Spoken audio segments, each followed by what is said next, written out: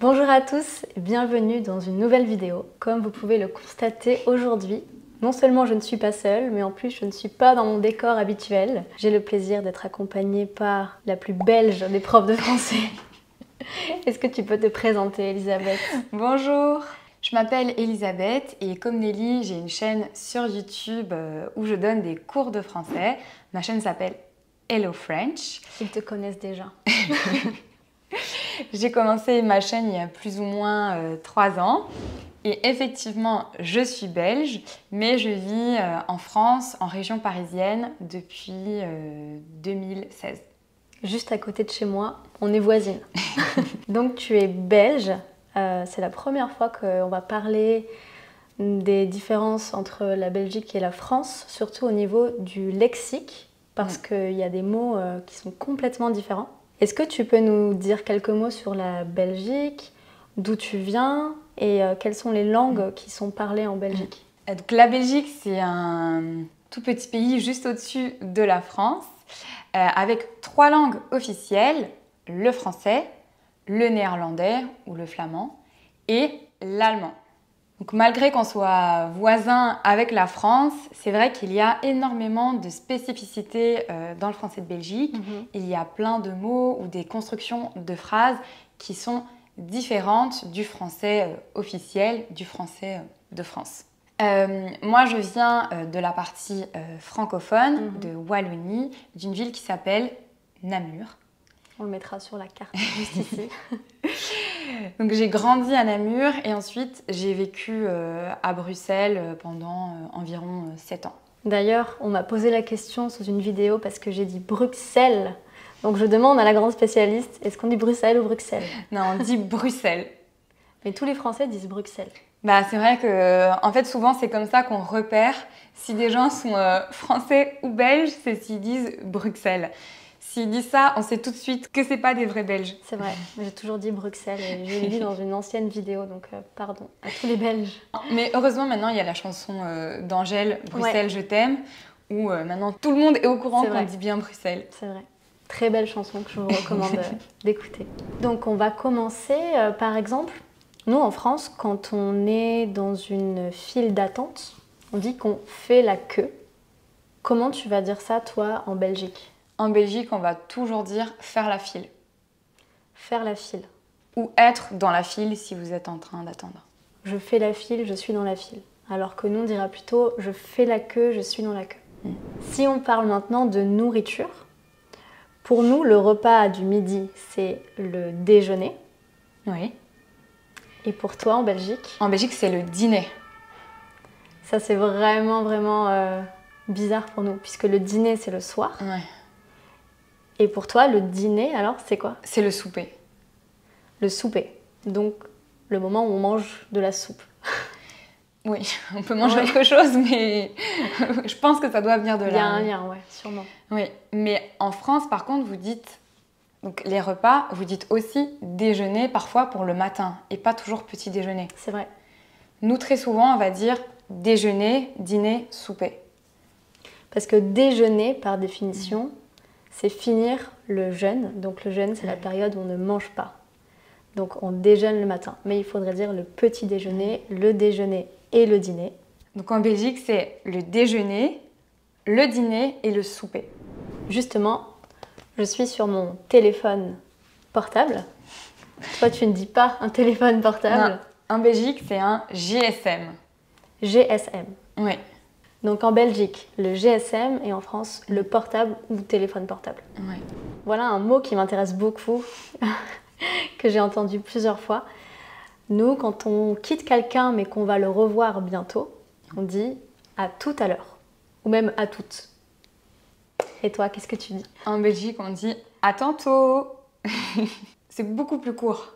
C'est vrai que c'est très caractéristique du belge. Ouais, à tantôt, on le dit tout le temps, plusieurs fois par jour, tous les jours. C'est vrai que nous, en France, on utilise souvent le verbe pouvoir pour demander est-ce que tu peux faire quelque chose? Est-ce que tu peux éteindre la lampe? Est-ce que tu peux fermer la porte? Et je sais qu'en Belgique, ce n'est pas la même chose et ça peut créer des situations vraiment compliquées, des quiproquos. Oui, en Belgique, on utilise plus le verbe savoir dans la vie de tous les jours à la place de pouvoir en France. Un jour, au bureau, quand j'ai commencé à travailler en France, j'ai demandé à une collègue est-ce que tu sais allumer l'ordinateur? Et en fait, elle s'est un peu énervée contre moi parce qu'elle m'a dit ben, évidemment, je sais allumer l'ordinateur, je ne suis pas complètement stupide. Et moi, je n'ai pas compris. Et en fait, elle pensait que je remettais en doute ses compétences, que je pensais qu'elle n'était pas capable d'allumer un ordinateur. Alors que pour moi, ça voulait simplement dire est-ce que tu peux allumer l'ordinateur? Fais-le. Donc c'est vrai que c'était un quiproquo, c'était un peu amusant. J'ai dû lui expliquer que j'étais sûre qu'elle avait la compétence d'allumer un ordinateur. Oui. C'est le genre de situation qui peut arriver quand on ne maîtrise pas le vocabulaire d'une région. C'était un bel exemple d'une Belge à Paris dans le monde du travail. T'as dû vivre pas mal de situations comme ça, non? Bah, quelques-unes. C'est vrai que parfois, mes collègues ne me comprenaient pas, ils me disaient juste oui, et après, ils ne faisaient pas du tout... Enfin, c'était pas cohérent, la suite de la situation n'était pas cohérente. Et même encore aujourd'hui, il y a des mots qui s'utilisent pas tous les jours, où en fait, j'ai pas connaissance que c'est pas les mêmes mots en France et en Belgique, ou des expressions, même avec mon mari que j'utilisais récemment, où il me dit « mais quoi, qu'est-ce que tu dis ?» Et je dis ben, c'est évident, et en fait ben non, c'est pas évident, en fait c'est un belgicisme et j'en ai pas conscience. Parlons maintenant de cheveux. Quelqu'un qui a les cheveux bouclés, qu'est-ce que tu dirais toi? Ben, en Belgique, très souvent on dit des cheveux crôlés. Crôlés, je n'ai jamais entendu ça. On peut dire bouclés, mais souvent on utilise crôlés, des crolles. Ah, des crolles pour des boucles. Ouais. Et comment tu dis, Elisabeth, en Belgique, le maire du village? En Belgique, ce mot, il n'existe pas du tout, un maire. On dit un bourgmestre. Un bourgmestre. Un bourgmestre. Okay. Je crois qu'en fait, c'est le maître du bourg, en fait. Exactement, je pense que c'est un... J'ai pas l'étymologie exacte, mais je peux imaginer que ça vient de là. Mais on dit pas non plus une mairie. On va dire soit la commune, la maison communale. Ah ouais? Ouais, on ne dit pas une mairie. Ok. En France, si je sors de mon bain ou de ma douche, je vais prendre une serviette de bain pour éponger l'eau. Toi, qu'est-ce que tu vas prendre? En Belgique, on prend un essuie. Et si je veux essuyer la vaisselle, je prends un torchon. Et nous, on prend un essuie. Et si on doit préciser en fonction du contexte, on dira essuie de vaisselle. D'accord. Donc pour vous, c'est essuie, tout ce qui essuie. Alors que nous, il y a des mots... non, d'accord. On va plus simple. Et pour faire le ménage, on va prendre une serpillière pour laver le sol. Et nous, là, ça va être un torchon. Donc là, ça peut poser problème parce que les mots sont utilisés mais ne veulent pas dire la même chose. Des contextes proches, donc je pense qu'on pourrait se comprendre. Ouais. Le mot n'est pas le même pour désigner l'objet. Alors, je prends un stylo dans ma trousse, car ceci, en français, est une trousse, on range des stylos. Et en Belgique, on va appeler ça un plumier. Je pense à nouveau que ça vient de l'époque où on écrivait avec... Avec des stylos plumes et de l'encre. Exactement. Mais chez nous, c'est resté, on va appeler ça un plumier. Pour fermer ton plumier... C'est une très bonne transition. Pour nous, ça s'appelle une fermeture éclair. En Belgique, c'est une tirette. Une tirette, parce qu'on tire. Et nous, une fermeture, parce que ça ferme. Et éclair, je sais pas, parce que c'est le bruit ou que c'est rapide. Ouais, peut-être, ouais. Tu connais peut-être le mot colocation, faire une colocation. Ça veut dire vivre avec plusieurs étudiants dans le même appartement, par exemple. Et je crois que le mot est complètement différent en Belgique, beaucoup plus court. Ouais, en Belgique, on appelle ça un cot. Un cot. K-O-T. Ouais. Est-ce que tu sais pourquoi on appelle ça un cot? Non, mais peut-être que ça vient du flamand.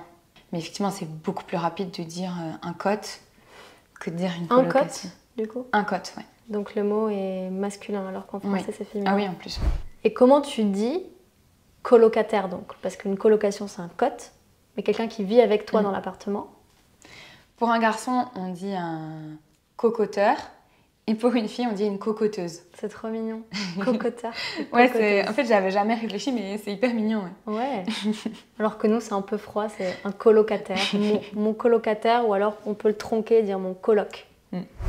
Donc par exemple, si je veux chercher une colocation en Belgique, je vais écrire une petite annonce en disant je suis étudiante et je cherche une cote.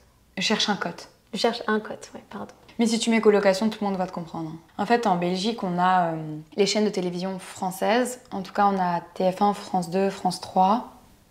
Et énormément de programmes qui sont, par exemple, sur M6, qui vont être diffusés sur d'autres chaînes en Belgique. D'accord. Donc, en fait, nous, on est assez familiers de tous ces mots français. Vous nous comprenez très bien. Voilà, on comprend très bien. Alors que... Oui, l'inverse n'est pas forcément vrai. Donc en Belgique, on peut quand même utiliser les mots du français de France, même si on a nos propres mots. C'est vrai que nous, on est beaucoup moins exposés au français de Belgique. À part par la chanson, il y a beaucoup de chanteurs, je pense notamment à Angèle, Stromae. Mais tout ce vocabulaire, moi, je l'apprends en même temps que vous, parce que je ne l'ai jamais entendu. C'est pas du tout grave d'utiliser les mots français, mais c'est vrai que ça fait plaisir dès qu'on entend des petits mots belges. Ça fait toujours plaisir. Et est-ce qu'on peut parler du sujet qui nous préoccupe tous? Les chiffres. Ah oui, je savais que tu allais parler de ça. J'allais justement dire, les chiffres, ça fait vraiment plaisir. Parce que vous savez que le système de chiffres devient très compliqué en français à partir de 60, 70, 80, 90. Il faut faire des maths, des multiplications, des additions. Or, nos amis les Belges ont trouvé un système beaucoup plus simple et logique, je dois l'avouer. Par exemple, Elisabeth, comment tu dis 60? 60, c'est 60. 60, c'est 60. Jusque-là, tout va bien. Comment tu dis 70? 70. 70. Ce qui paraît vraiment logique, qu'on passe de 60 à 70. Alors que nous, on fait 60 plus 10, 70. Comment tu dis 80? 80. Ça reste comme en France. Ok. Et 90? 90. 90. Là encore, je comprends tout à fait la logique de 70, 90. Alors que nous, c'est 90. Donc 4 fois 20 plus 10. Pour moi, c'est très très très compliqué. Même si ça fait des années que je vis en France, les chiffres, c'est vraiment le truc où j'y arrive pas. Ouais. Surtout, il y a quelque chose où pour moi, c'est le pire. Quand j'étais dans mon ancien travail et que je décrochais le téléphone pour quelqu'un d'autre et que je devais noter un numéro de téléphone, en fait, je ne savais jamais si les gens disaient, par exemple, 60 et puis 12, ou s'ils disaient 72. Et donc, j'arrivais jamais à... J'étais super stressée à chaque fois, je faisais presque une crise d'angoisse dès que je devais noter un chiffre. Et comme tu disais, en fait, moi, si on me dit, je sais pas, 80, 95, je dois calculer dans ma tête. Oui, c'est hyper difficile. Et pareil, quand je dois donner mon âge, je suis née en 1991. Pour moi, c'est super compliqué. Et chaque fois, je me dis, les gens doivent me trouver bizarre. Ils pensent que j'hésite sur mon année de naissance. Mais c'est juste que je dois calculer. Bah, c'est intéressant. Donc en France, on dirait 1991. Et toi, comment tu dis en Belgique? 1991. Vous voyez, rassurez-vous, parce que même Elisabeth, qui est professeure de français, a des difficultés avec notre système de chiffres, donc c'est plutôt rassurant quand même. Moi, je suis née en 1997, donc 1997. Ouais, exactement. Tout simplement. En fait. Oui. Voilà, nous avons terminé cette vidéo sur les belgicismes. J'espère que vous aurez apprécié autant que moi découvrir cette partie de la francophonie que j'adore. Je ne suis jamais allée en Belgique, mais c'est dans ma liste vraiment parce que ça a l'air un pays tellement chaleureux, tellement accueillant. Merci beaucoup Elisabeth. Avec plaisir. Je vous recommande d'aller sur la chaîne d'Elisabeth Hello French, puisqu'on va sortir une nouvelle vidéo la semaine prochaine ensemble sur les expressions typiquement belges. Je vais essayer de deviner la signification, mais je pense que ça va être hyper compliqué. On se retrouve bientôt dans une prochaine vidéo. Prenez bien soin de vous. Salut! Au revoir. Oui, ça aussi, j'ai oublié, ça te goûte. Ça, je le disais tout le temps quand j'arrivais. J'ai entendu ça. Et ouais, les gens, ils me comprenaient pas. Ça te goûte, c'est... est-ce que ça a bon goût pour toi? Est-ce que ça te plaît? Est-ce que ça te plaît, mais que pour la nourriture?